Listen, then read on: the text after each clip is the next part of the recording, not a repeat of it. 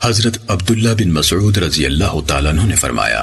سود لینے والا، دینے والا، سود لکھنے والا، بشرطے کہ وہ جانتے بوجھتے ہوں، اور حسن کی خاطر رنگ بھرنے والی، بھروانے والی،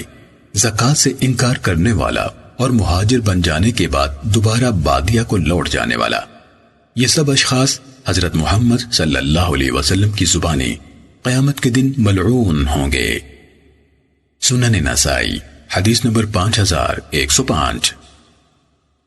حضرت علی رضی اللہ تعالیٰ عنہ سے روایت ہے کہ رسول اللہ صلی اللہ علیہ وسلم نے سود کھانے والے، کھلانے والے، لکھنے والے اور صدقہ یعنی زکوٰۃ سے انکار کرنے والے پر لعنت فرمائی ہے، نیز آپ نوحہ کرنے سے منع فرماتے تھے۔ اس روایت کو ابن عون نے حارث سے اور عطا بن سائب نے شعبی سے مسل بیان کیا ہے۔ سنن نسائی حدیث نمبر 5106۔ حضرت حارث بن رسول اللہ صلی اللہ علیہ وسلم نے سود کھانے والے، کھلانے والے،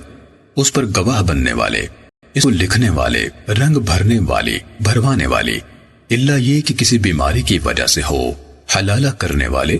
حلالہ کروانے والے، زکوٰۃ کی ادائیگی سے انکار کرنے والے لوگوں پر لعنت فرمائی ہے، اور نوحہ سے منع فرماتے تھے، البتہ اس میں لعنت کا ذکر نہیں۔ سنن نسائی حدیث نمبر 5107۔ حضرت شعبی بیان کرتے ہیں کہ رسول اللہ صلی اللہ علیہ وسلم نے سود کھانے والے، کھلانے والے،